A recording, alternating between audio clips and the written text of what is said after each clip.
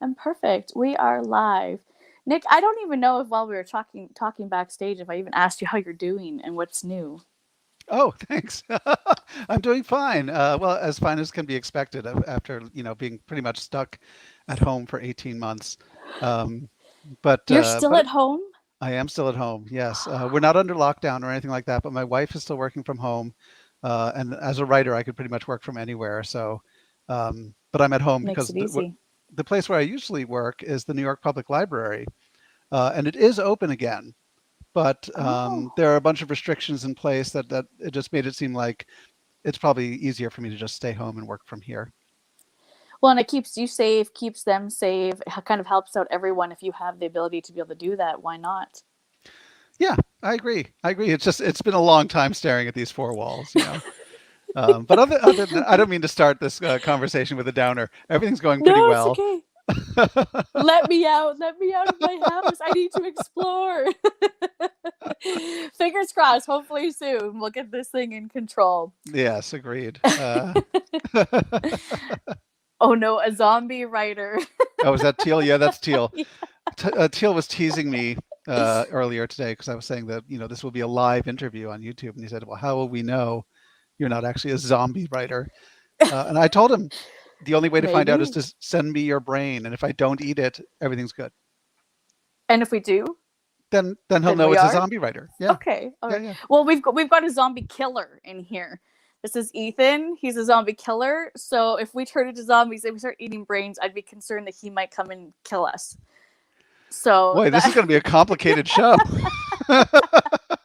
Strap in, folks. yeah, absolutely. We've got hyperactive bookworm all the way from Australia. Good morning, and thank you for coming over and hanging out with us. Thank you so We've much for got coming in.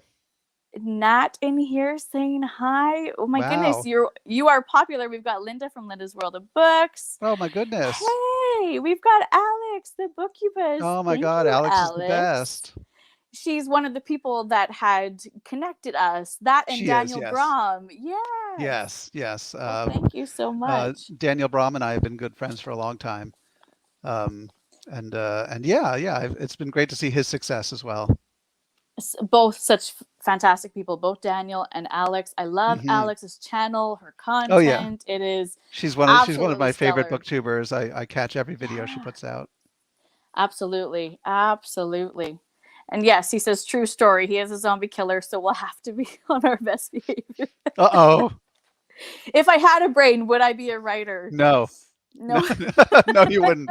I have many friends who are writers, and I always tell them, I always wind up saying the same things to them, which is, why are we in this ridiculous industry? We're barely making any money from it. We're pulling our hair out what's left of our hair out all the time. Um, For but us bookworms yeah, that I need think the it's reading goodness. yeah, that and the fact that most writers like myself, we're not good at anything else. This is all we know. It's No, all we're good at. I don't believe that. I don't believe that for a minute. Of course, you guys are. We've got Nat in here. Thank you for coming. I write horror, so I'll just document all of this. Please document away. Nat, it's really Min- interesting that you have a snake avatar there. The next book I'm working on focuses on snakes, particularly copperheads. oh, oh, okay. Well, I'm already intrigued because I love snakes. We've got Oh. Mr. Morningstar. Thank you for coming by. Who says writers need brains? Oh, you've got some of your people in here as well. Hello. All right. Oh my goodness. You are so popular that it's going crazy in the chat, and I'm trying to catch up so we can introduce you and get into our talk here. I don't think I'm the one who's popular. I think everyone likes to see you, Nikki. I don't know because I'm on here so often, Nick, that they're like, listen, we need somebody else to look at. We've got Andreas. Andreas, thank you for coming by, and thank you as well for sharing. Like always, Andreas is such a just a gem in the community. Always, always supporting. I've seen him at a bunch of other chats as well, and it's great to see someone Yeah. so involved in the community. Parker was right. Someone should have killed us when we were young.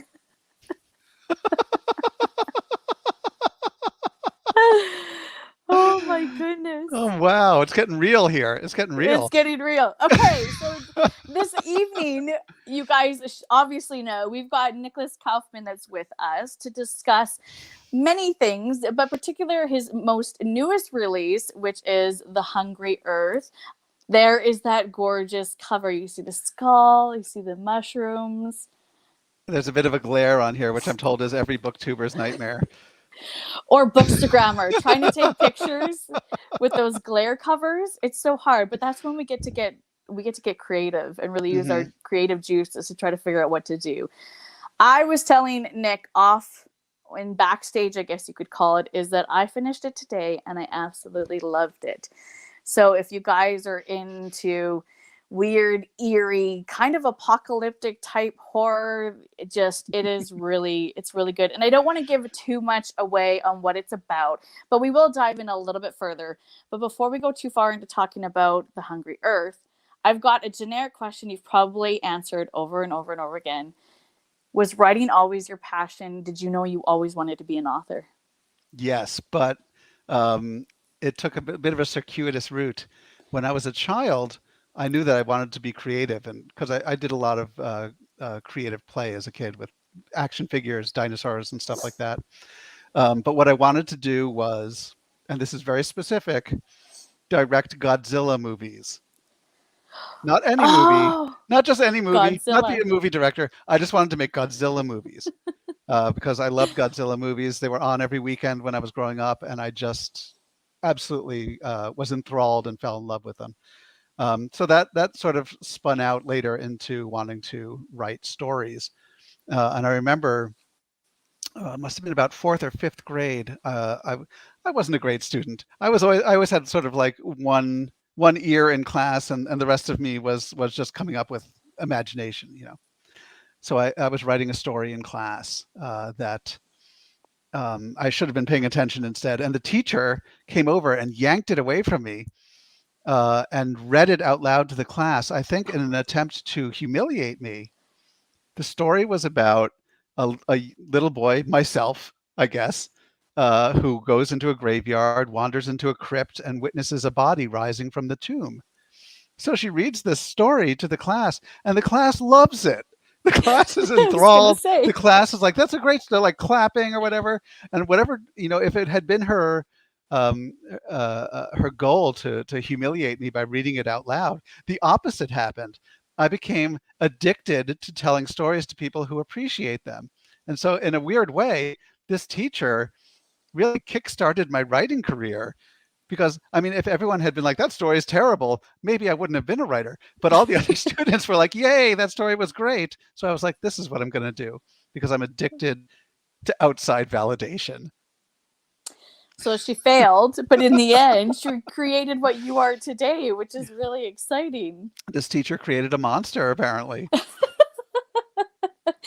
Well, I love that story. That's one of the best stories I've heard from somebody that's decided that they wanted to become an author. They wanted to stick to writing, because that's happened to me many of times in class, but it was never a good story like that the teacher was reading. So Oh, really? I'm a little jealous because that is a really good story. That was the luck of the draw then, that I just had the right audience for that story. Oh, yes, I do. Thanks, Marcus. Every time. It must be a weird Canadian thing. Always with the giggling, always with the smile. It's, you know, people who have a good sense of humor are the best people. Well, thank you. That's what we were just saying. We need to have memes of ourselves. Even if it's the most ridiculous meme, I would laugh at it myself. To be clear, Nikki said she would like memes of herself. I said I'm not sure I would like memes of myself. That's true. That's true. If anybody wants to go through any of my videos, any of my lives, and you find like the precious, best meme you could possibly think of, go ahead and make it. Send it my way. I'll absolutely love it. All right. Well, let's dive right into The Hungry Earth. Can you tell us a little bit more about what it is about? Well, it takes place in a small fictional city in the Hudson Valley in New York State called Sakima, and it involves there's a mysterious death of a teenager from the high school, and so the main character of the book is a local doctor who also doubles as the medical examiner for the police department, and she is tasked with performing an autopsy to find out. The parents are concerned that maybe this student was on drugs. So she's supposed to do like a tox screen and also do an autopsy. And when she opens up the body, she discovers that there is this network of strange filaments inside the body that she can't quite identify. So she has to call in help from um, a scientist who happens to also be her ex-boyfriend to sort of help identify what it is. And things spin out from there in a very sort of hopefully scary and thrilling way. Absolutely. There was not even like one downtime moment. It was always going. The story was always moving. The characters were Right. always doing something. Thank you. And it was nice because even though you had those moments of taking a deep breath and taking it all in, it was right back into there. And it was just, it kept you on your toes at the edge of your seat, wanting to know what was going to go on next. So it was important to me to keep that pace going because there's a lot of science in the book, and I didn't want things to slow down just for like someone to give a speech on how science works. So I wanted to keep things moving really quickly. Yeah, I actually love that part. And I've got a question for you, or a couple questions for you later on about that. But I actually love that part. I Good. felt almost like I was coming out of this horror novel like that much smarter. Like, you know what? If people finish this horror novel and are frightened of mushrooms, yes. then I've done my job.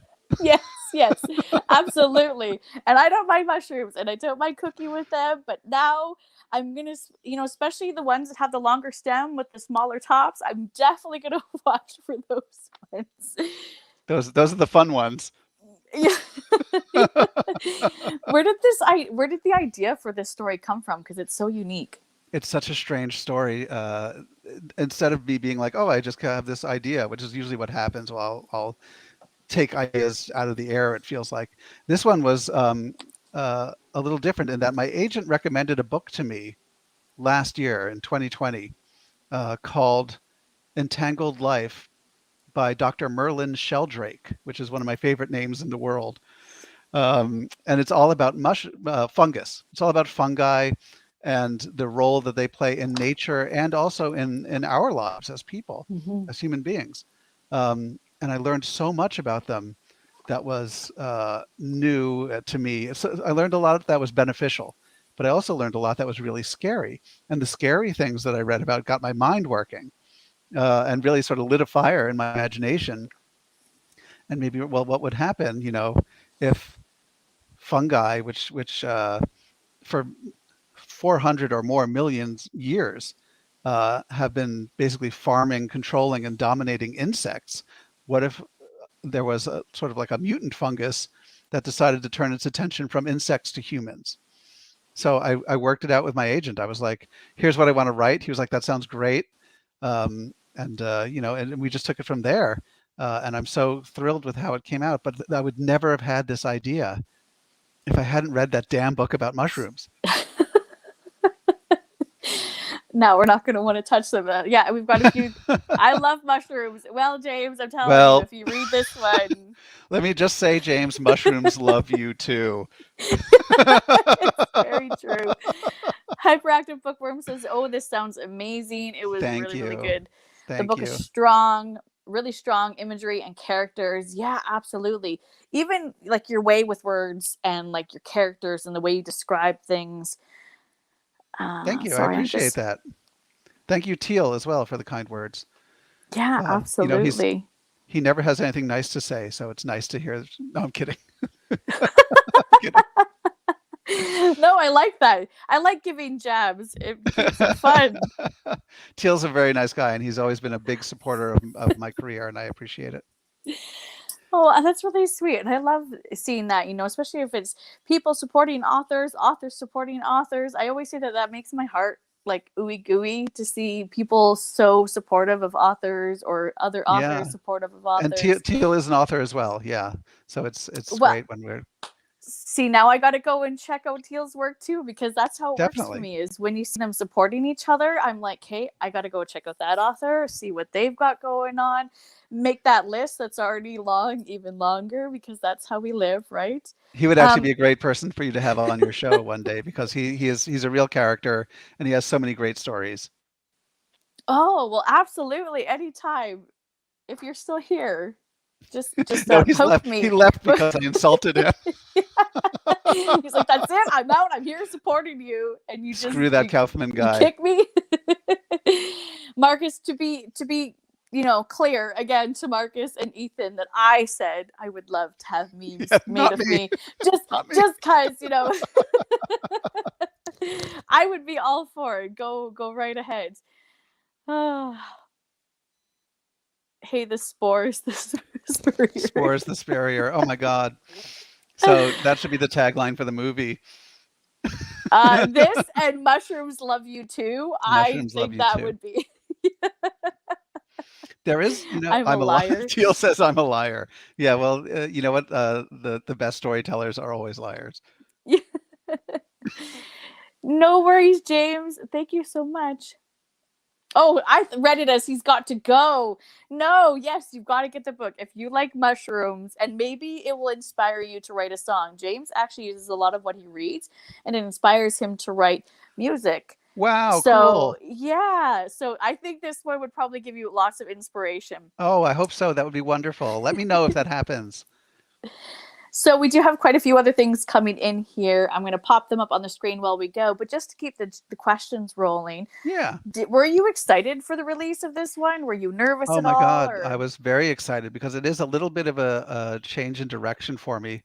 Much of what I wrote before was horror and dark fantasy and urban fantasy, and I originally meant for this book to just be a science thriller. I just wanted it to be like a fast-moving thriller that uses real science. But I've been writing horror for so long that it seeped in anyway. And it became probably one of the most gruesome books I've ever written. There's a lot of body horror in here. Hopefully that won't turn off anybody who's listening now, who's thinking about buying it. But we love that here. We love that here. Good. There's a lot of, if you're growing mushrooms inside a human body, they got to come out somehow, right? So there's a lot of gross stuff. Which hole? That's the question. That's right. Where are they going to come out? And in the book, there's some interesting choices. That sounded dirty. I'm sorry that I did not intend it that way. Hey, that's okay. It's not dirty. Go here. It's not that kind of book. Yeah, there's no erotic here. There's no erotic. Well, there is a sex scene in the book if that's your thing, but there's a little splash.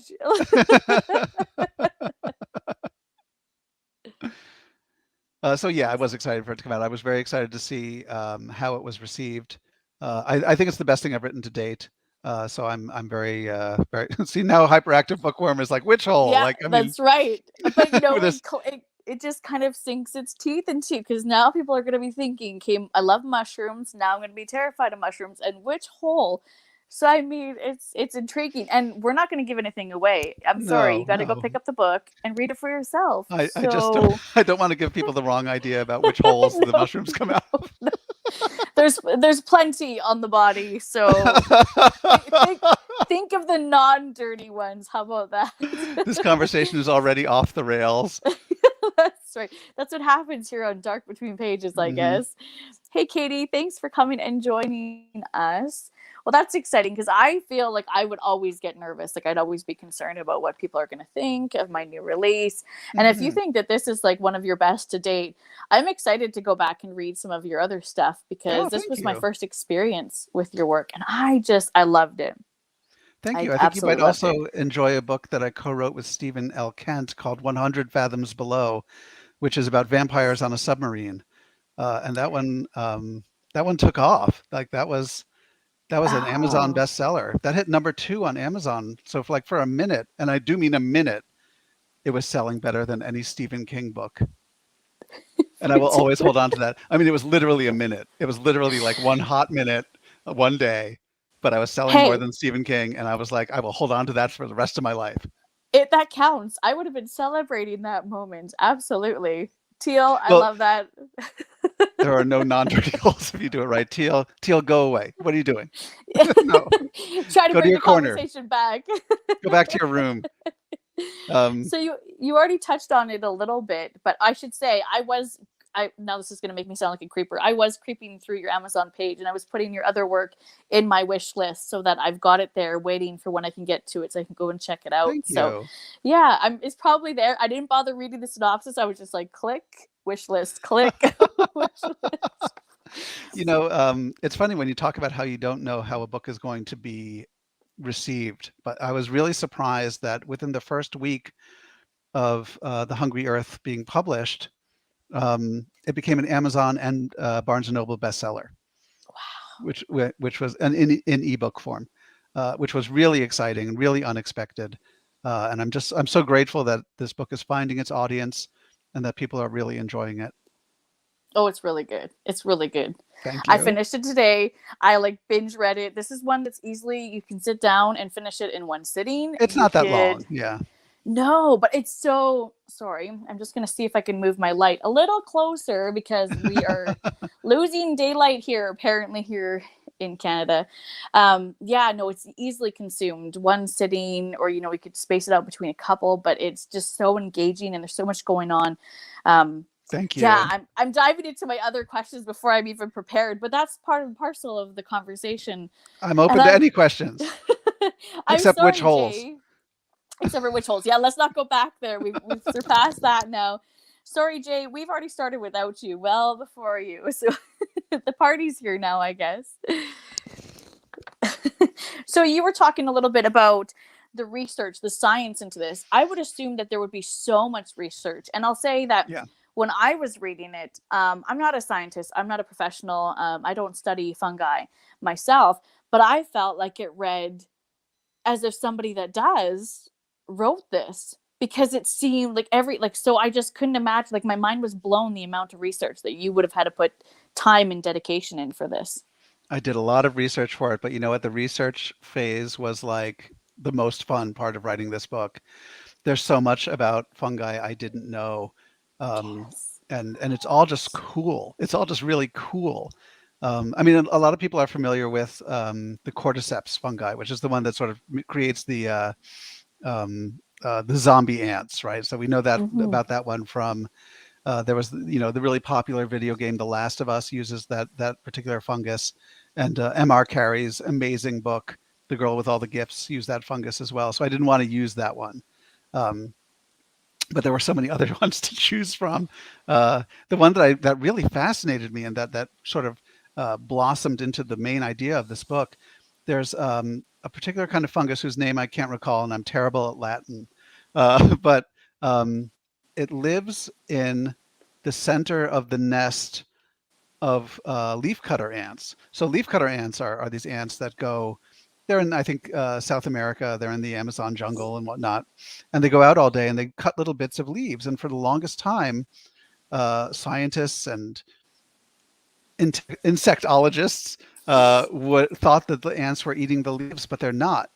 The ants actually were just eating sap from the trees. They were bringing the leaves back to their nests to feed to this fungus that lives in the middle of their nest. Oh. And in return, the fungus would allow the larvae, like the little baby ants, to eat a little bit of it to sort of to survive.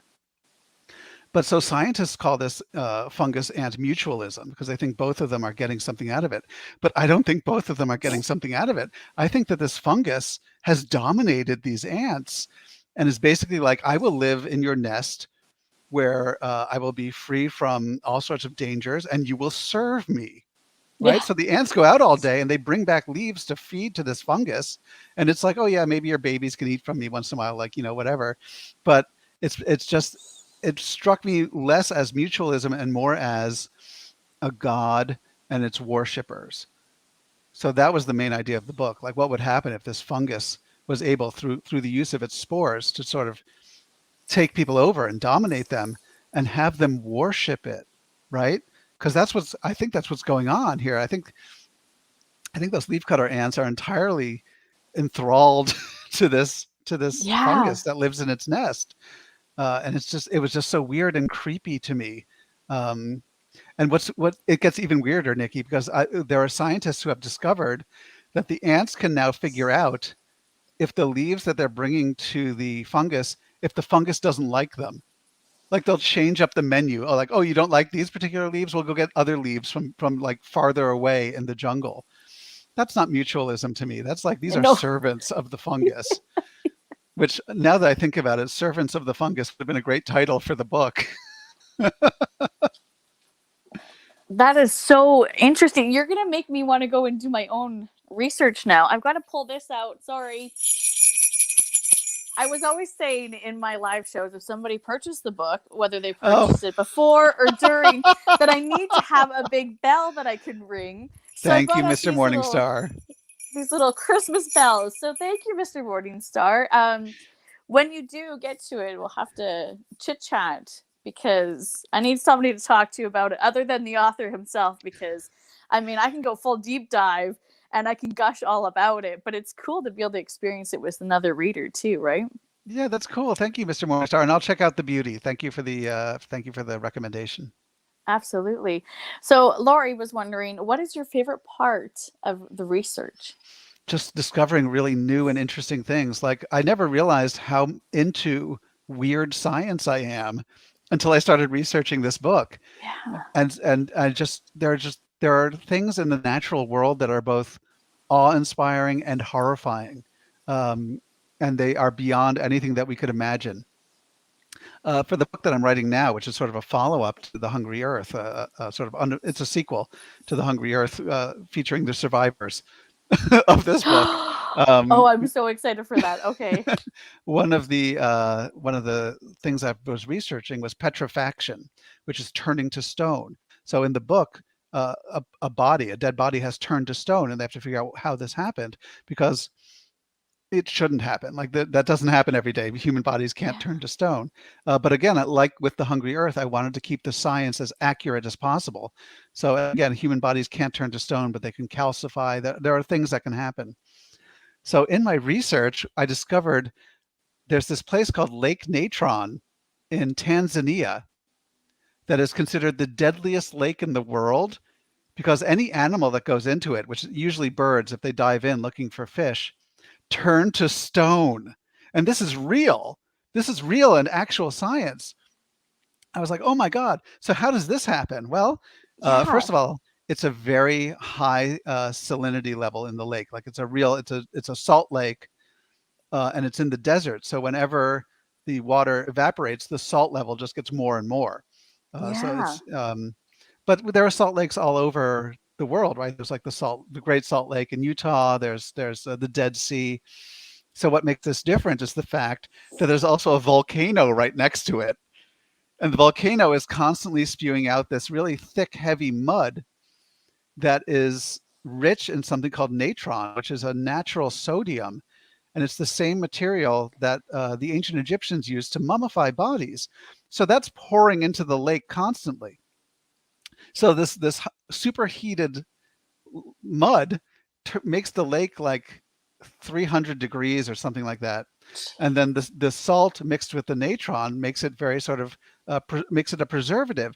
So if a bird dives into this lake, the heat kills it almost immediately. And then the body calcifies. It becomes basically mummifies and sinks like a stone to the bottom of the lake. And then, like every couple of years, when the sort of the size of the lake retreats, you get these like stone statues all around the lake that have been revealed of dead birds. I was like, this is crazy. This is unbelievable. That's so interesting. I'd say that would be like on my bucket list of a thing to see, but I don't know if I would want to go close. I know, right? But so reading about it, learning about it would be cool enough. It was wild. And even wilder, there are only 3 creatures in the world that can survive Lake Natron. So there's a particular kind of tilapia fish that's fine with it. There's a blue-green algae that grows there that seems to be fine with it. And the third creature that is completely unaffected are flamingos. What? Why? What? I know. What? Flamingos. They've just developed to have they all hang out at Lake Natron like it's no big deal, and they eat the algae and they mate there, and it's no big deal. And it's a safe place for them to do all of this because every creature that would hunt them is afraid of the lake because it will kill them. So there's the flamingos. These flamingos hang out there. It's wild. It's like I said, you couldn't imagine this stuff. The the that you the come the, across. the weird science in real life nature. I mean, it's unbelievable. That's incredible. I'm talking to you now. So I read your book and I came out feeling a little smarter.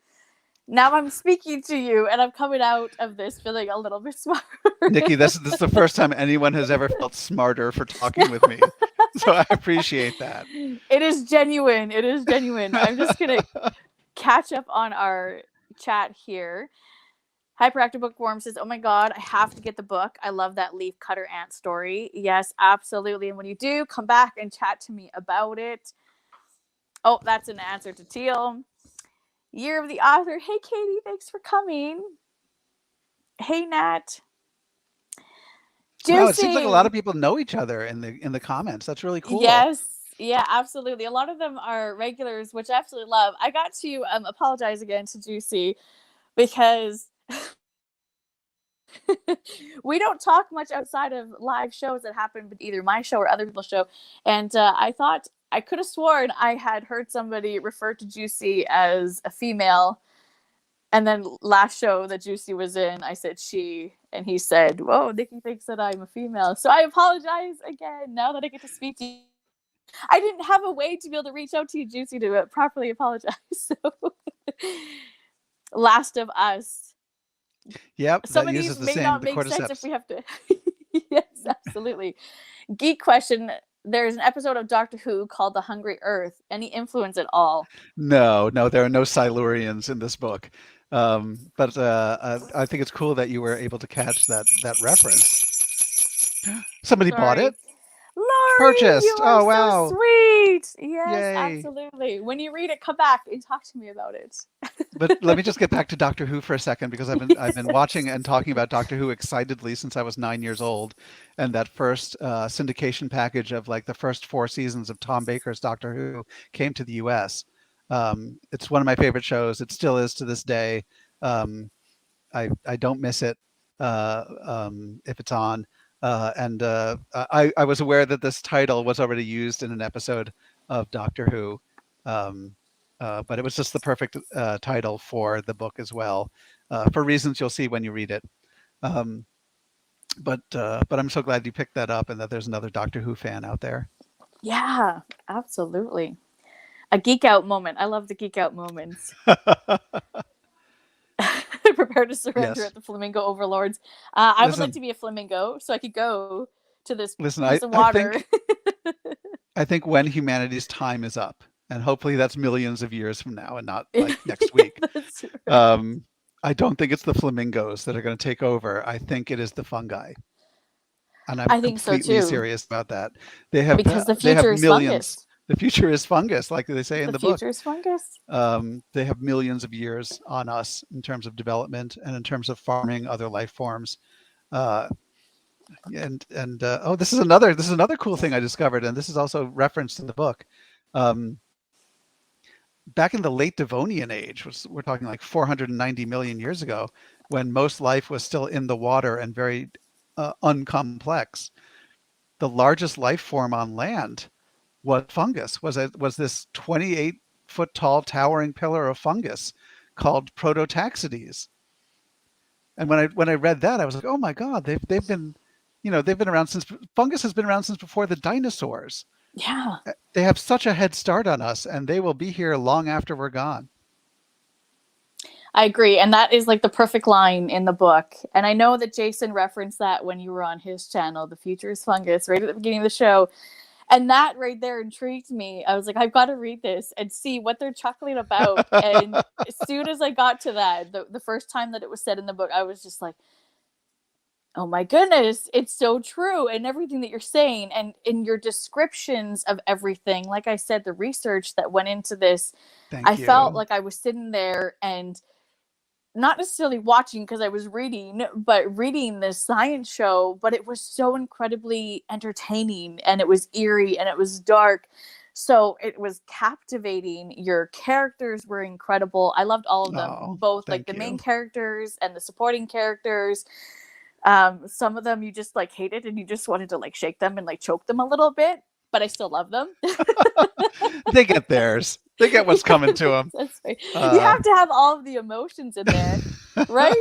You And do. I love zombies. I love zombies. I know people keep saying that zombies are dying and that they're last season or that they're getting old, but when you had referenced zombie ants, I was like, yes, there's something about zombies in here. And just the way you were using that to describe what was happening in the book. Yeah, they're not technically zombies, but they are acting in service of a different intelligence. Um, yeah, yeah, it's like a science show, but with body horror and scariness. There's there's a blurb for the book right there. That's the perfect blurb right there. You have so many in the chat here. We're gonna have to like go through and like sift through them and use them as like little blurbs here and there that you can. I'm so glad that the people in your chat are having a good time. Yeah, absolutely. What is your favorite part of the publishing process overall? When the book is out. When all the work is done, and I get to just sit back and let the accolades come. No, there are a number of different moving parts in the publishing process. Everything from making the first draft to jingle bells. Sorry, Nick. Thank you. Sorry. I hate to cut people off, but that's it's part okay. and parcel. I'm so happy. Thank you, Hyperactive Bookworm. I really appreciate it. There's a movie. A horror movie tube person. I want to know what they call it.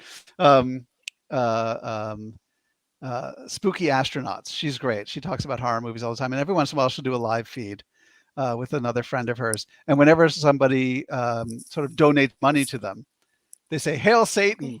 So I feel like maybe we should next time somebody buys the book and you ring the bell, I'll say "Hail Satan." Fungus's future. The future is funky. Yeah, that's what I'll say. That's what I'll say. But in terms of going back to your question of my favorite part of the publishing process, I do enjoy when it comes out and I get to see if it's finding its audience, because so many books don't, including many of mine. Sometimes they just don't find their audience. So I'm happy that this one has. And then there are little parts that are fun, like if you are working with a publisher who will allow you to have input or at least sign off on the cover art. That's always a lot of fun. I was able to with this one, and I'm so happy with the way it turned out. Oh, good. It's really I think it's a striking cover, and I really love it. Can't say fungi without fun. Thank you. Teal in the comments is just, I'm sorry, I'm listening to you and you're talking seriously, and all these comments are making me chuckle. So I'm not laughing. It's fine. It's fine. Listen, Teal's a funny guy. So that's cool. Yeah, absolutely. Well, then I'm going to shake thanks, Juicy Stag. You said you will. Yeah. Hail Satan. Yeah. Oh man, these guys. I don't know about supporting Satanists though. Oh, sorry, Juicy Stag. It's not. Sorry. It's not. You're supporting it's the furthest thing. You're supporting the fungus community. I really feel like I've been doing a few interviews across the web, and I really feel like I've been sort of proselytizing for the Church of Fungus with sharing all these fungal stories. You'll be the fungi. Oh gosh, Nikki. That's what you're going to be known for. I love it. I enjoyed it so much. So I'm excited that all these people are saying that they're picking it up or that they're going to pick it up, because if you've read it, come back and chat with me, please. I need like a group of people to have a conversation about this, because I don't think I shouldn't say I haven't ever, but to read like a horror novel that ends up making me feel smarter when I'm coming out of it, and like that I've consumed something that I would if I was sitting in a classroom, as opposed to reading something that's fiction. Yeah, it's unusual. You don't normally get that. So that's super cool. Thank you for saying that. And I do hope that people are entertained by the book, but also learn a little something about how frightening fungi are. It is, absolutely. And when you were talking about like other insects that can be affected by this, or like Mhm. different parasites that take over. I wasn't even thinking of the amount of insects or other plant life that does get infected by parasites or fungi that will create them to do things or control them in some type of way and kind of Yeah. create them to be like their, what's the word I'm looking for? It's They're not coming to servants. me. They're Yes, zombies. thank you. Yeah. Yes, Um, absolutely. Another really scary one is the Massospora, which affects the Yes. cicadas. And we all just had cicadas. I think that was it this year or last year that there was a big cicada thing going on. Time has no meaning to me anymore because I've been stuck in my apartment for 18 months. Um, but so cicadas spend about 17 years underground in their nymph phase. And when those little baby cicadas start to crawl up to the surface, some of them get infected by the Massospora fungus's spores, and then that takes them over. It floods their brain with psilocybin, which is the psychedelic mushroom drug, to sort of keep them docile and keep them basically unaware of the horror that is happening to them. Because then what the fungus does is it drives them around basically like a tiny little airplane, and it fills their entire body, and it makes the latter half of their body fall off, including their genitalia, and then what is replaced by a white plug of more spores. And so this cicada then flies around sprinkling spores on all the other cicadas to sort of keep the process going. It's horrifying. Um, and these cicadas, like once they are finished being these flying salt shakers of death, they die. Like their life expectancy once the spore takes them over is very short. Horrifying. This is super horrifying. Um, I didn't know how to translate that necessarily Into the into people. I didn't want to have a story about people's butts falling off or something. But it was still just like a great example of just how horrifying some of these hmm fungi are. But then there are other fungi that are really beneficial, and that we are as human beings learning to use to our advantage.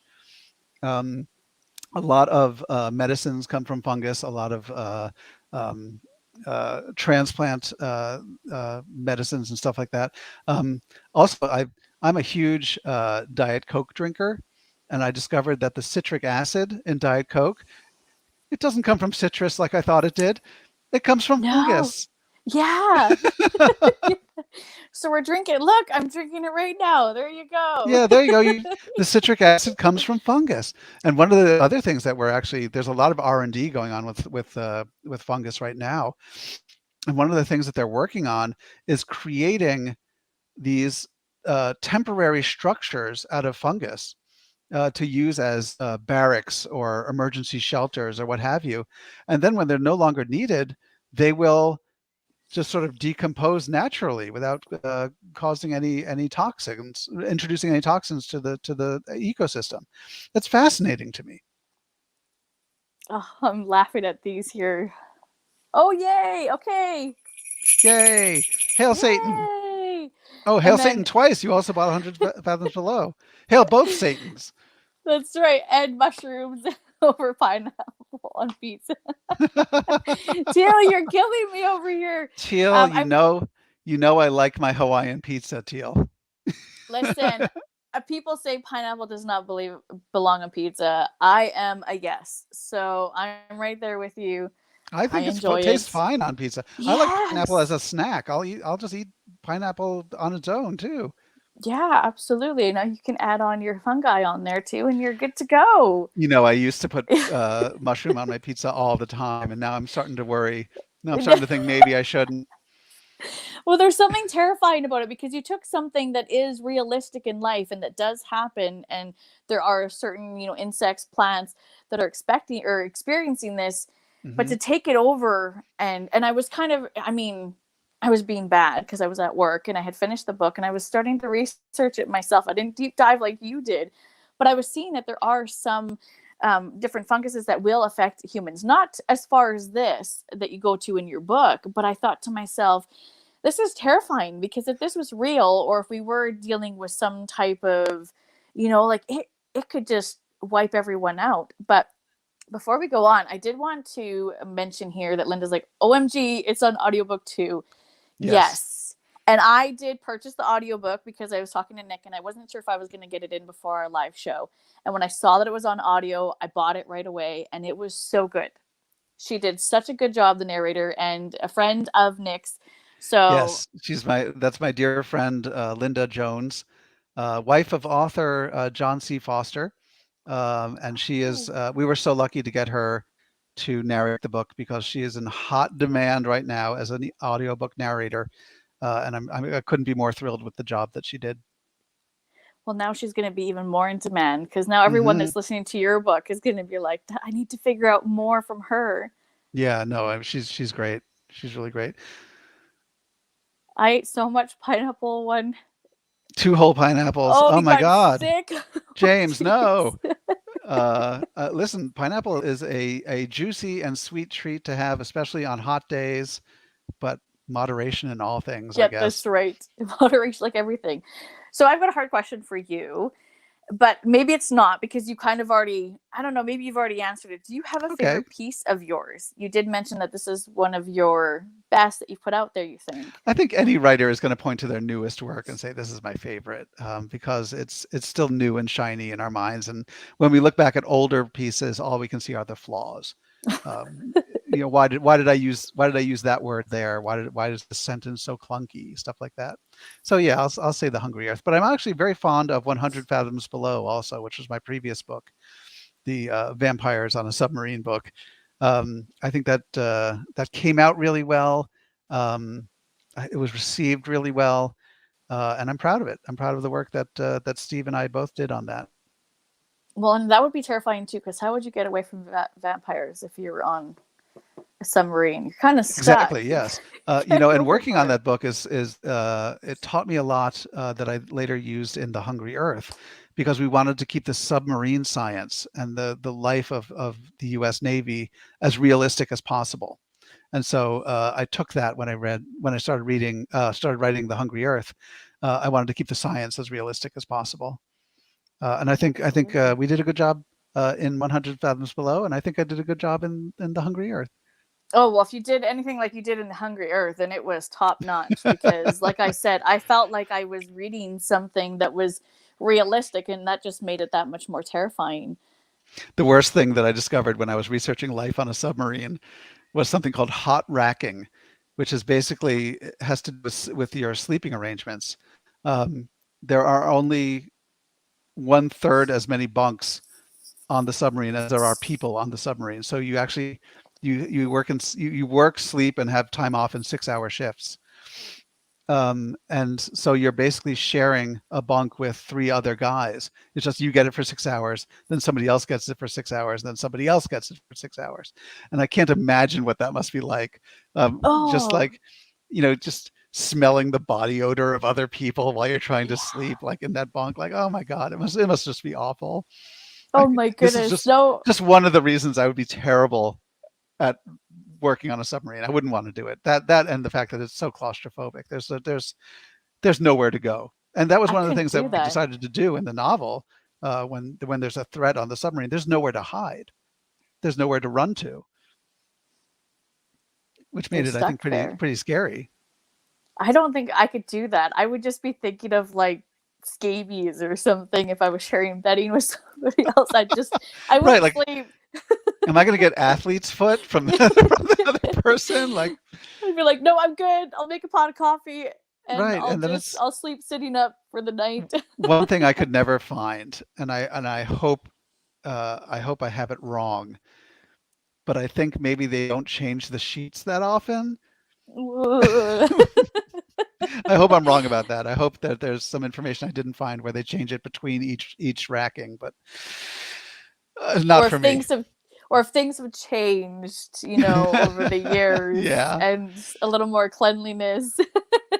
One cool thing, though, that I discovered about life on a submarine is everything else about a submarine sucks so bad that they make sure that they have amazing food. They get like top military chefs to work on submarines, so that there's at least something to live for when you're like stuck in this metal tube underwater for 3 months, sharing your bed with 2 other guys. and at least the food is good. Yeah, absolutely. Bring on the chef and I'm good to go. Hmm. All right. Well, if Hmm. it's good food, I'm there then, I guess. That makes it all worthwhile. Yeah, that's right. Absolutely. How about your family? Do you find that your family's really supportive of what you do, whether they read your Yes, work or yeah. whether they just give you the time to write? Yes, both. In terms of my immediate family, my wife has always been very, very supportive of my career in terms of giving me time to write, in terms of more down to earth things like letting me be on her health insurance, which is not something you Canadians really need to worry about, but here in America we do. And so that's a big help. It's a big help that she has a steady paycheck and is able to put me on her health insurance. And my larger family, and my mom, my brother, my sister-in-law, both my sister-in-laws, have been also very supportive of my career. They buy all my books. They read all my books. My mother doesn't understand any of my books, but she buys and reads them anyway. So it's it's nice. They're very supportive. Oh, good. That's really nice. Because sometimes you hear that, some people they don't have that support system when it comes to it. And it's just kind of heartbreaking, right? Because It it's, is. it's their baby and, they're putting out these incredible pieces It's so that important. us It's bookworms. support Yeah, from the people closest to you is so important for any endeavor, but especially for a creative endeavor like writing, because it's so solitary. It's you absolutely. and your laptop, or you and your pad of paper, or however you write, and having somebody be supportive is a big help.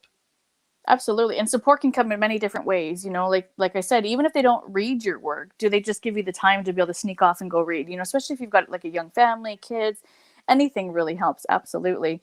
But Yeah, do the yeah. chefs make great pizzas with mushrooms? Well, I bet you they do. And then you're going to have vampires on a submarine with fungi. So, I mean, there's a story right there.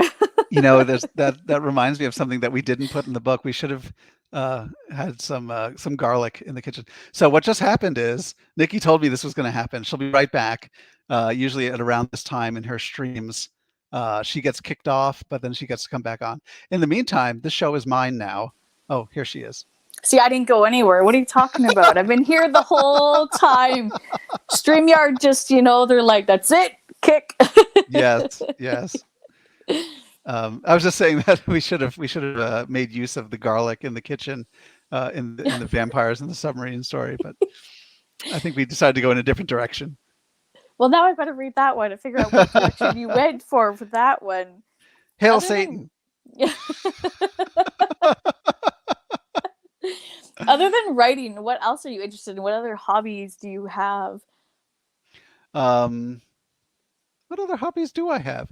Maybe I don't have much of a life at all. I don't know. Um, I certainly enjoy watching horror movies, and I have my Halloween triple feature all planned out for this year. I'm very excited about Oh, that. do we get to know what it is? Yes, but don't hold me to it. It's liable to change at the last minute. But I Okay. plan on watching. So the triple feature is 1985's Fright Night, which is one of my Mm, favorite movies. 1981's The Howling, which is okay. another favorite of mine, and 1999's Sleepy Hollow with the Tim Burton one. Yes, absolutely. You need to That's add ginger snaps onto there. Oh, I love Ginger Snaps. It's one of my Oh, do you? favorites. Yeah, oh yeah. I have it on DVD. I saw it back in the early 2000s, I guess when it came out, and I just absolutely adored it. Yeah, I love it too. And of course, I mean, the Canadian thing too, kind of lays near and dear to my heart. But so many people hate it because I mean, it's Why? outdated. It's outdated, with it, but I love it. It's Love been it. a while since I've seen it, so it didn't. I haven't seen what makes it so dated, but I just remember thinking it was fantastic. I've seen the sequels as well. I thought they were pretty good, but that first one is just out of this world. Yeah, absolutely. Absolutely. I agree with you there. Do you have a favorite book of yours? Uh, that is not one of my own, but like a book that Not I one of enjoyed your reading. own. Okay, Yeah. yeah, yeah, sure, yeah, of course. I have so many. I could fill an hour. Um, but one of my favorite, I'll shorten it. One of my favorite writers is Peter Straub. Okay. And I think that his novel Ghost Story is one of the finest novels, let alone horror novels, that I've ever read. But everything he writes is just magnificent. It's so rich and so layered and so humane. He's an incredible writer. Clive Barker, the Books of Yes. Blood, they're what turned me on to horror. I remember going into a bookstore in must have been the mid '80s and seeing these 3 paperbacks available with these cheesy Halloween masks on the covers. And they were the original printings of the Books of Blood, and I snatched them up and I just devoured them, and I was like, oh my god, I had no idea the what horror could really be, because to me horror was the cheesy movies I would rent every Friday night, or whatever, right? That was horror to me. And then I read Clive Barker, and it just blew my mind. Um, really showed me what that horror could be a lot more than I thought it was. Um, so I'd say those are some favorites. But I just finished reading a book that is among my favorite nonfiction books now that I absolutely loved. I happen to have it right here with me. It's Yours Truly, Elvira, Memoirs of the Mistress of the Dark by Cassandra Peterson. It's I am fantastic. so jealous. I am It's so jealous. fantastic. She she's a superhero. Elvira, it might be an icon, but Cassandra Peterson is a legend. And the stories that she tells me, I had no idea. She drops names. I had no idea that she knew these people. It's incredible. It's a wonderful book, and her voice comes through so clearly and authentically. Like you can really hear her talking in the prose. You all got to go buy this book. It's amazing. Ugh, I want it so bad. I want it so bad. it's it's been on my list since the second I knew it was coming out. But of course, Hmm. like you put yourself on a book buying ban Oh right yeah, at no, the time. I've been on a book buying ban for 10 years and I'm still buying books. So I don't know. I don't know how good it is. But as soon as I Oh heard this book man. was out, I bought it. Like I had to read it. And I'm so glad I did. It is spectacular. I would give it more than 5 stars if I could. Oh, you can. Absolutely. Forget the star rating. Just or get you know what? If I come across a book that's like that I can't even find one thing that's wrong with it, or there wasn't anything that, made me question, I will say, oh, it's a 10 out of 5, just to This is a really 10 out of amp up. 5. Yeah, absolutely. I mean, I love that. I did listen to a little bit of the clip, like just the little teaser of the audiobook. I believe she does narrates the audiobook herself, right? I Yeah, mean, that must be amazing. it was so good because she was talking about women being both sexy and funny back then wasn't a thing. You could be one or Yep. the other, but you couldn't be both. And I'm like, well, girl, you were both. So She was groundbreaking in so many ways. Um, and one little tidbit that I got from the book that I had never 5 fungi rating. Thanks, Teal. One little tidbit that I didn't know from this book blew my mind. Uh, Elvira was originally going to do the voiceover in Michael Jackson's Thriller mm-hmm. instead of Vincent Price. Yeah. What? Yeah. What? Yeah. That would be Although amazing. I Oh really yeah. like that they chose Vincent Price. Oh, Like me it too. works perfect. It is perfect. I can't imagine the song with anyone but Vincent Price. But what an incredible tidbit! Like I had no idea. Well, that's it. You heard it. You heard it yourself. You have to go and pick that one up. Yes, yes. After you pick up the Hungry Earth, though. Yeah, that's order. That's the right order. Hungry Earth first. Get the mushrooms. Get the fungus. Get the fungi. Oh my. And then you can go and pick up Elvira's book. Okay, that's how it works. 1 to 2. Well, you made me so excited for that one because I've had it on my list, and I wasn't sure if I should just go and buy a copy or if I should just do the audiobook because I'm on a book buying ban, but I do get my Audible credits. Hmm. So it's not technically going against my book buying ban if I use one of my credits for the audiobook, but it is definitely a book that I want to have on my shelf. Yeah, and listen, I mean, if folks are on a budget, I'm sure it's in every library. Like Oh yeah. it's out in Not hardcover mine. from a major publisher. It'll be in the library. Not mine, Oh, sadly. well, This I'm sorry to hear this that. is our library has next to nothing. They don't get like any new releases Mm, unless you get the app and you get the I will still yeah. go and pay for my library card each year. And then I just use their audiobook app. So I'm still supporting them and I'm still paying for my card.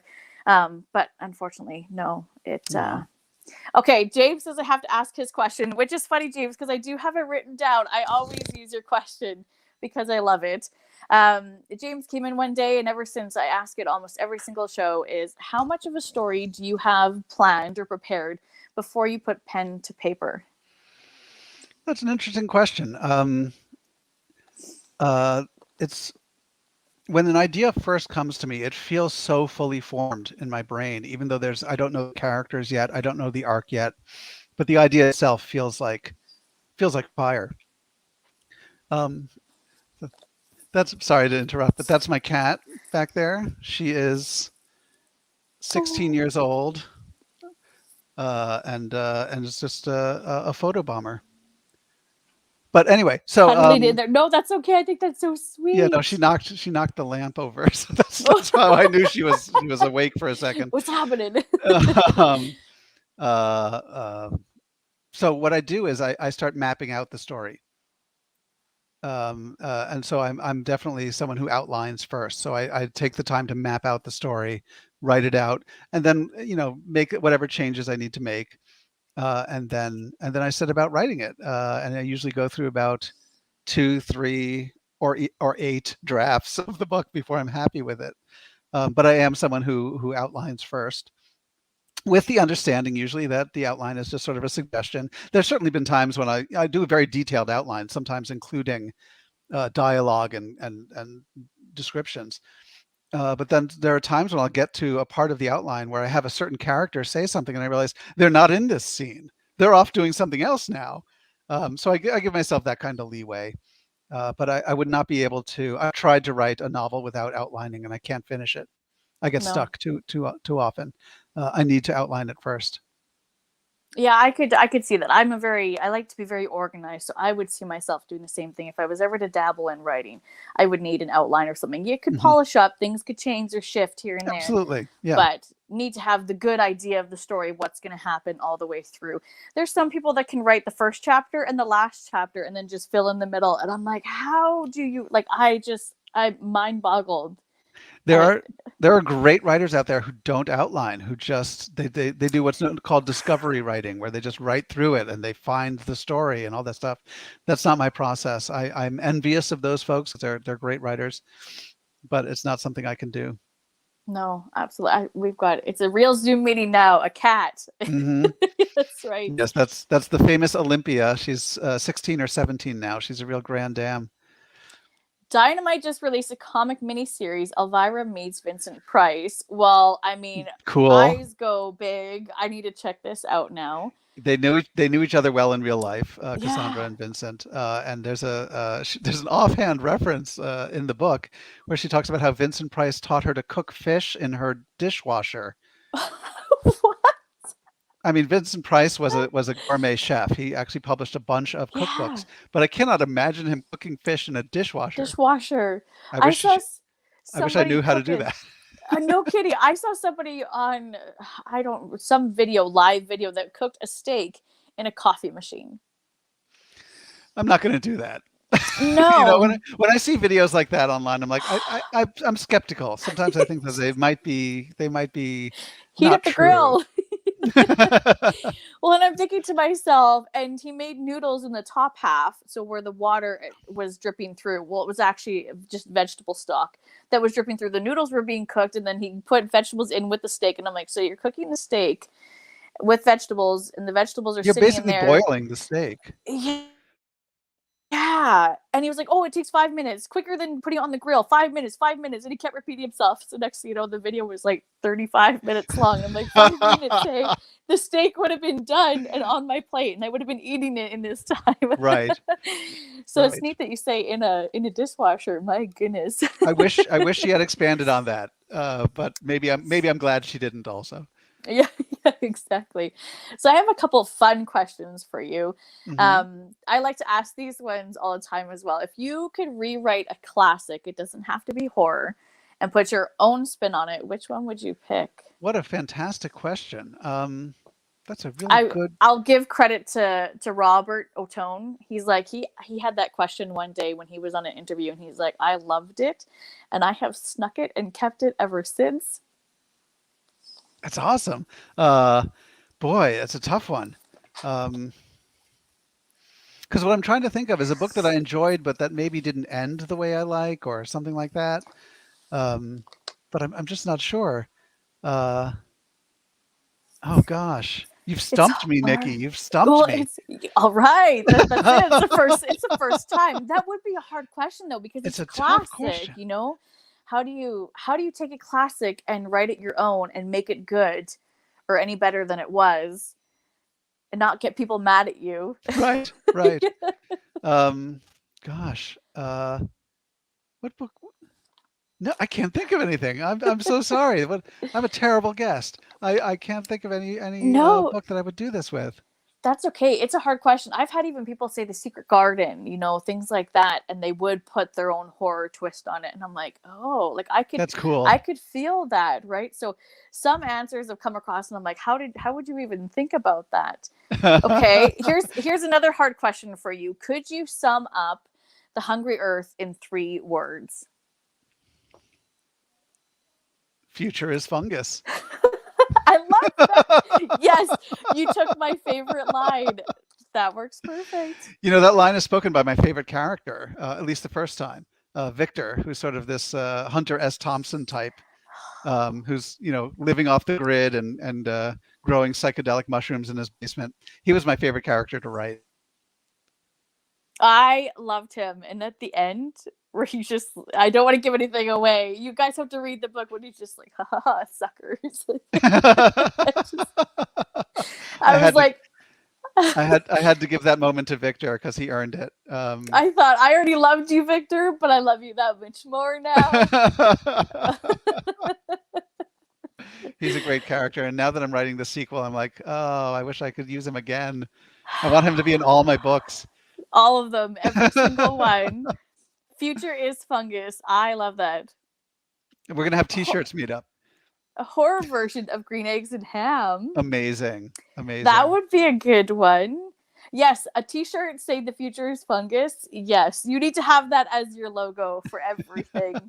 You have so many logos now from this chat. Yeah. Go forth and make t-shirts, people. That's right. Get this out and then have the cover on the shirt or something, or on the back or something. The future is fungus. Okay, here's another fun one. Alive or dead, who are 5 people you would love to have at your dinner table? Oh boy, I'm going to list some people, but in terms of their personality, I'm not sure they would all get along at a dinner table. Edgar Allan Poe. Yes. H.P. Lovecraft. Vincent Price.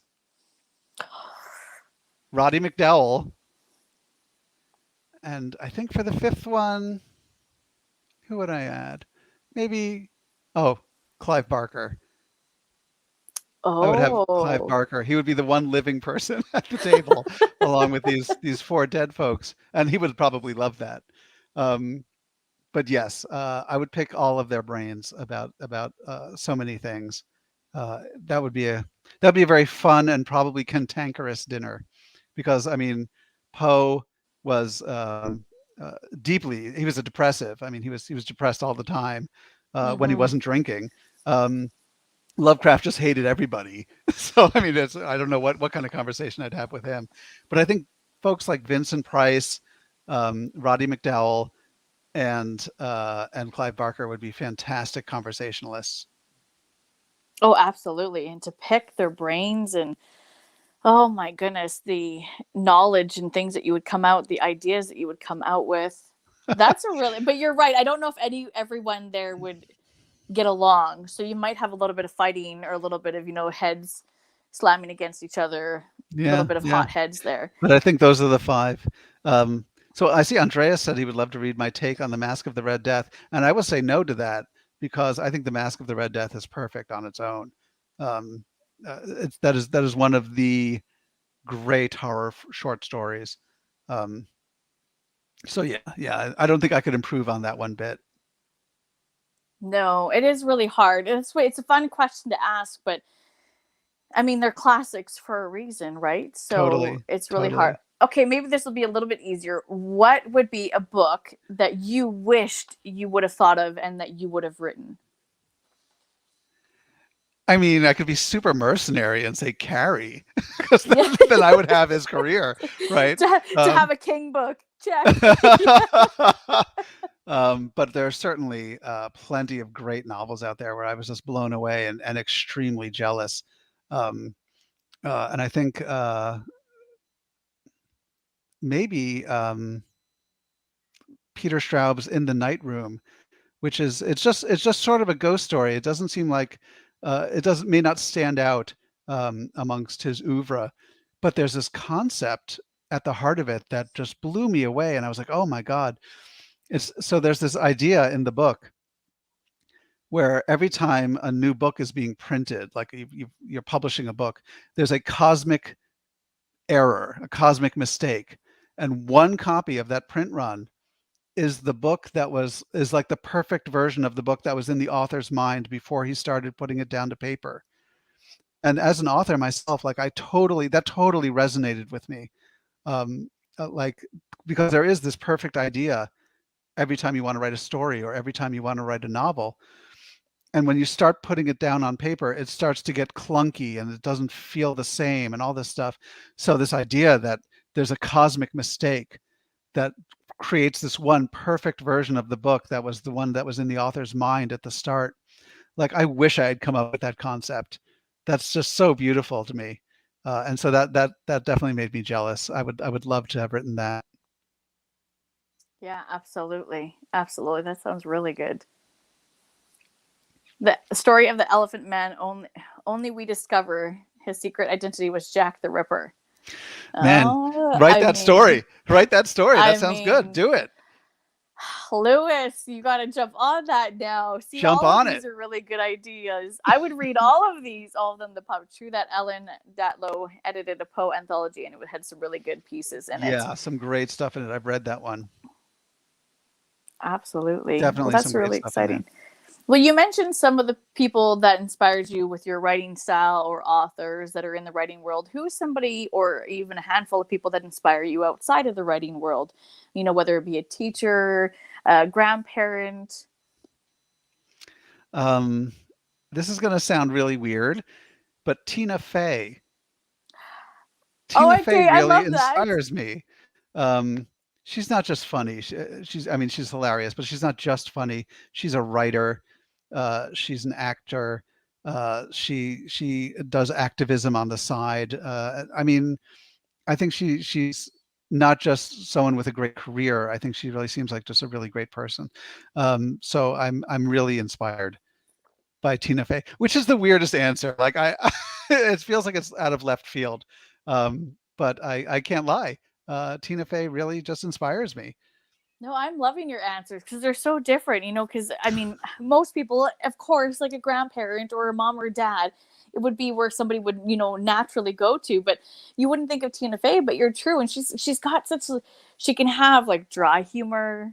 She can have it all. And she always will give you a chuckle. She can give you like that uplift if you watch one of her movies. I think she even does like some producing and everything. Yeah. So she's a jack of all trades, and she's a great writer. And just I read her memoir. Was it Bossy Pants? Was that the name of her Bossy memoir? Pants. Yeah. I have it on my shelf. I haven't read it yet. It's great. She's fantastic. A powerful woman. And I got to tell you, after reading this book, Cassandra Peterson really inspires me too. She's been through a lot, and never stopped acting, never stopped doing the Elvira character through thick and thin. Like she's pretty amazing. Yeah, absolutely. That would be really hard to do, to live that life and to have to stay in that character, to be out in public and have to really own it for so long. She's 70 years old now and she's still doing it. Like, she's bless. Still gorgeous. Like she right? doesn't go on camera without looking top notch every time. I don't know how she does it. I have to get some tips from her, I guess. What is she taking? You should totally have her on the show. Oh, wouldn't that be amazing? What type of fungi are you taking to stay young? Right. What are you taking? Teach me. So how does it feel knowing that, you know, you're out there, you're doing your thing, you're writing? How does it feel to know that you were also inspiring other people to dabble in writing and to jump into that and to maybe give their try at putting something that they've got out there. That would be great. I don't know if that is the case because nobody has reached out to tell me. But if people were to be inspired by my work, I would be over the moon. I mean, that's what every writer wants, I think, not just to be read, but to be appreciated and to inspire others to do creative work as well. Um, it's funny. We don't get a lot of feedback as writers from our readers. Really? It's true. We can look at a Goodreads page if we're feeling particularly brave, and we get reviews sometimes in magazines and whatnot. Um, but just hearing from readers is so rare, and so every time I get an email from a reader saying I really enjoyed this book, or it really touched me, or it meant something to me, I'm over the moon with that, and it's why we do this. We want to be read, and we want our work to touch people. And I wish more readers would reach out to the writers that they enjoy and tell them that, because it makes our day, and it's never been easier to do through social media, through website contact, what have you. It's never been easier to reach out to an author that you really love, or whose work you really love, and let them know. It means so much to us, and it's really the fuel that keeps us going, because so often we feel like we're just releasing a book into the void, and maybe we'll see some good sales numbers or something, but we don't really know if it's What's gonna touching happen? people, if it's inspiring people. So yeah, if you folks listening to this interview, either live or in the future, um, ever feel like reaching out to authors whose work you enjoy, or whose work you really love, but are feeling like maybe they don't want to hear from you, or you'll be imposing, it's not true. We want to hear from you. We absolutely do. Yeah, absolutely. Well, I gotta say then, Nick, I probably annoy a lot of authors. You're not, though. I mean, anytime we get positive feedback from folks, that's what we want. We want to know. Oh, good, because I'm the type of person where I really like the community. I mean, I love, getting to support, help market, read, and review, but I really love the people in the community. So whether it's a fellow bookie or whether it's an author, I'm in there chatting with people, sending messages, retweeting, conversations, bringing group chats together, whatever we can possibly do. So I'm always in Yeah, there telling people how I feel. So yeah, absolutely. that's Anybody, good. reviews are great, but don't be nervous to reach out to an author and say, hey. Yes. I think the only people I don't reach out to is like those really big people. Like if you read something by Stephen King or something, and he's not going to know who you are. Well, I mean, the hope is that your note will reach him, right? That he'll see it, Yeah, whether or not he responds, whether or not it touches him as much as his work touched you. Maybe he'll still read it, and just know that there are people out there reading him. absolutely, You know, absolutely. I guess Stephen King knows there are people out there reading him, but That's right. still. He's like, listen here. Like, nobody's ever going to be bigger than me. I'm like the modern day Charles Dickens. So He is. I see Mr. Morningstar's comment here. That's good to hear, because we assume you authors are inundated with email and too busy to read our words of praise. That's not true. I get fan emails 2 to 3 times a year, um, and I would love. no. And every time I get something, it makes my day. It absolutely makes my day. But you know, I was talking about this with a writer friend, and she said to me, for every person who sends an email, there are probably 10 who don't. Mhm. And it would mean so much to so many writers to really hear from their readers that something we wrote means something to them. So definitely reach out. Don't do what I did when I was like 12 or 13 and write a letter to an author telling them that their work was no longer as good as it used to be.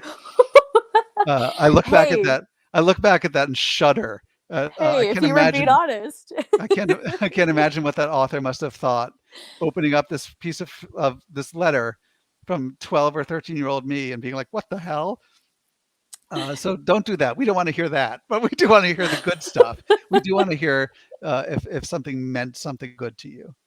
That's probably not even the worst that they've heard. So you're Oh, probably I'm good. sure. I'm sure, but I'm so humiliated and embarrassed every time I think about how I did that. Hey, you're just being honest. I I mean, thought I think I was being a little jerk is what I was doing. I'm young, I'm invisible, nothing can touch me. Right, So exactly. yeah, What did I had no life experience at that age. So I was like, I guess this is just something we do, you know? that's too funny. Well, yeah, I know.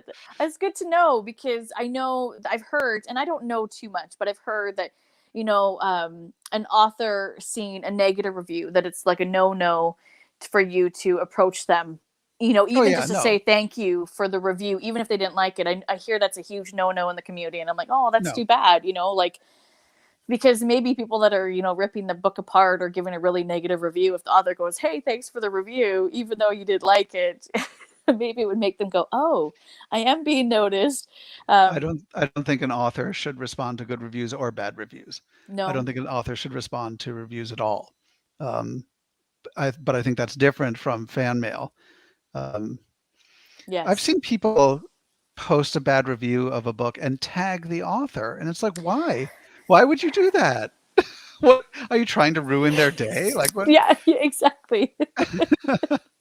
But I'm of the opinion that nothing good comes from interacting with someone who has given you a bad review. You're not going to change their mind, certainly. No. Um, uh, and if you say, I mean, there's probably no harm in saying thanks for the review. Sorry, this one didn't work out for you. But that's not what most authors do when they respond to a bad review. They actually argue with the reviewer. Well, you didn't get my book. You didn't understand this or that. Why? Just leave it alone. You're just digging yourself a grave if you do that. That's very true. And I do see this, Nat, reviews are for readers, not writers. Yes, 100%. I agree with that. Although I know some reviews really kind of help an author to try to, if they're trying to work or improve on their writing, to see those Sure. reviews might help them think, oh, you know what? I never thought of doing that thing. But reading is so subjective. That's why when I do a review, I call it my opinion, Yeah. because people will see the word review and they can take it really seriously and think, like, oh, okay, well, if she loves this, I got to go pick it up, or if she hates it, I'm never going to read it. And to me, that's not the case. Even if I don't like a book, doesn't mean you're not going to love it, and vice versa. I don't know how many times I've picked up a book that got bad ratings or bad reviews, and it still sounded intriguing to me, picked it up, absolutely loved it. Yeah. No, that's So happened to me too. Absolutely. yeah, it's so subjective. So even if I didn't like a book, I always try to pinpoint where I think other people would love it, or where I could see why people would love it, so that it really Yeah. is informative and it helps people decide whether they want to go and pick it up or not. And I think that's great. Absolutely. Yeah, and I would definitely, reach out to authors. I'm bad. If an author is on social media and we're friends or we've chatted quite a bit, I'll be like partway through the book and I'll get to a certain point and I'll stop and I'll go send them a message and say, what did you do here? Why are you killing this person? Or I think that's fine. this is so That's gruesome. fine. How come I can still eat a snack while reading it? It's sometimes walking on thin ice to have people that you know in your life read your work. Hmm. Like I mentioned earlier, I think that there's a sex scene in The Hungry Earth, and I think it's a pretty sexy scene. Um, Yeah. but my mom's reading it. My brother and my sister-in-law are reading it. Like it's I don't want to hear necessarily from them that they liked the sex scene. You know what I mean?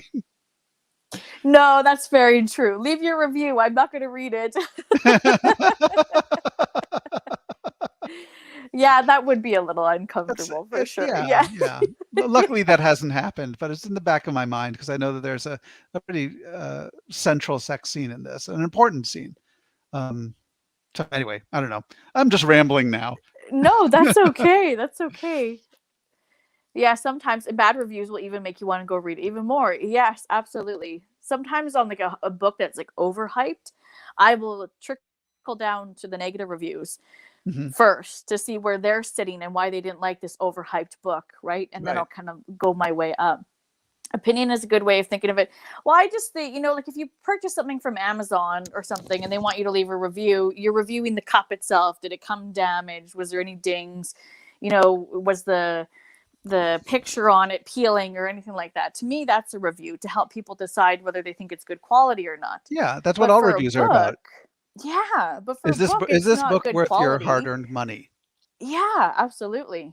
But for a book, it's so subjective. I can't say this book is high quality. Go and pick it up. It's worth the Right. money. Right. Right? It's So, different from looking at the reviews of a toaster, right? yeah, The exactly. reviews of a toaster will be like, it toasted well, it didn't toast well, Yeah. right? But a book is very subjective, just like a movie, just like any bit of art. You could be looking at the same painting in a museum as another person, and you could be like, this is incredible, and the other person will be like, this is garbage. It's all about how it speaks to you individually. Oh, absolutely. Or even the star rating. I mean, I understand why we have the star ratings, but again, why can't I just come on and say I loved this book? Why do I have to give it a 4 or a 5-star rating? Right. Like, I think it's so much about algorithms and stuff. Like yes. it's not. I don't know. Because there's people that will go on there and just strictly look at the star rating of the book, and that's how Yeah. they decide whether they want to pick it up or not. And I'm like, no, don't do that. Don't do that, because you have no idea why people are giving it a bad rating. There's quite a few people I've heard that actually are going around to books that aren't even finished yet. Yes. And they're giving it a 1-star rating on Goodreads just because they don't like the series or they don't like the author. And I'm like, that's Right. not why you rate a book. Right. It is very strange. So I had 2 books come out with St. Martin's. It was part of a planned trilogy, an urban fantasy trilogy, but the sales weren't great, so we didn't get to the 3rd book. But somebody on Goodreads, like a Goodreads librarian or something, asked me what was the title going to be of the 3rd book, and I told them, and suddenly there was a listing for it on Goodreads, and suddenly people were No. rating it. This book that was never written, let alone published, and people were like 3 stars, 4 stars. How? What? How? How? How? Oh my goodness. See, that's awful. See, that's where the star rating to me gets me, because sometimes I just want to be like, shouting from the rooftop, I love this book. I would need more people to read it. Or, you know what, this book was good. It was okay. There was a few things with it that I didn't jive with. Or, you know what, it wasn't for me, but you may love it. Why does it Right. have to have a star rating pinned I to it, know. I know. I guess it's for those people who are just skimming or browsing, right? Yes, absolutely. Absolutely. So Teal asked me why if I ever got back in touch with that author to apologize, and the answer is no. So Oh, no. let me apologize now to that author who shall remain nameless. We But just write an uh, email now and say, you may not remember me. But I wouldn't even want to like jog his memory about this awful letter I sent him as a child. Like he's oh probably just man. gotten over it. I don't want to bring it up. Well, this is your way to kind of work through it now, right? Right. This is my therapy session. Thank you, Nikki, Yeah, for allowing me that's this right. therapy session with you. That's what we should call this, therapy with Nikki. Oh man, this is too fun. Well, thank you guys. We keep going off topic, of course, because it's just that's how things work, and it's a good time. But we're hitting an hour and a half mark now, and I don't want to Oh keep dear. Nick all night. Oh, Um, that's okay. I'm having a really great time. Thank you oh, so much for having good. me. Well, yeah, anytime. You're welcome. I enjoy doing these so much, but I do. If anybody has a question for Nick in the comments, go ahead and leave it in there now before we get off. But in the meantime, for anyone that entered late or that sees us after the fact, do you want to plug The Hungry Earth again and talk a little bit about it? Yes, The Hungry Earth. It's the book that will put you off of eating mushrooms. Uh, it's a science thriller that devolves into some pretty nasty body horror. Um, and it's on sale now, and it was an Amazon bestseller and a Barnes and Noble bestseller, and I could not be prouder. Paperback, ebook, And audiobook. audio, yes, it's Yes. available in all of those forms at wherever fine books are sold, as they used to say.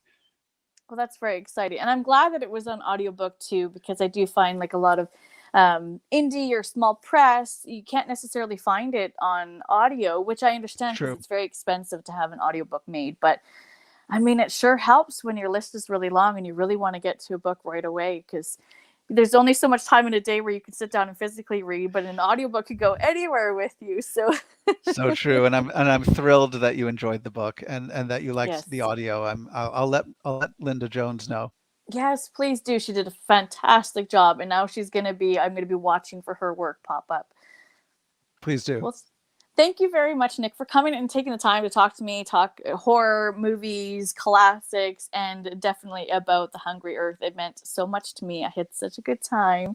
I had a great time. Thank you so much for having me. Yeah, absolutely. Everyone else had a good time. And thank you for everyone that came and hung out with us in the chat, asked some good questions, made me laugh really hard. Teal, thank you. We're going to have to talk later. We'll have to plan to have you on. You should definitely have Teal on. Yes. Oh, it's so good when you get to have a laugh. I always joke saying I'm going to be leaving these live shows with a 6-pack and I don't need to do my workout for the day. So thank you, Alex, so much for coming. Thanks, it means Alex. so much. And for Daniel and Alex to connect us and to say that I was highly recommended. I mean, yeah, that means so much to me. So you are making a name for yourself across the YouTubes. Oh, well, that means so much. Thank you. I enjoy doing these so much. I'm considering maybe making my channel just these live shows. So we will see where that goes. But yeah, well, thank you so much. It was such a blast. You were welcome anytime. Anything you have coming out, just give me a nudge and we'll get it set up. And thank you again to everyone that came and chat with us. It means so much. And we will talk to you guys later. Thanks, everyone.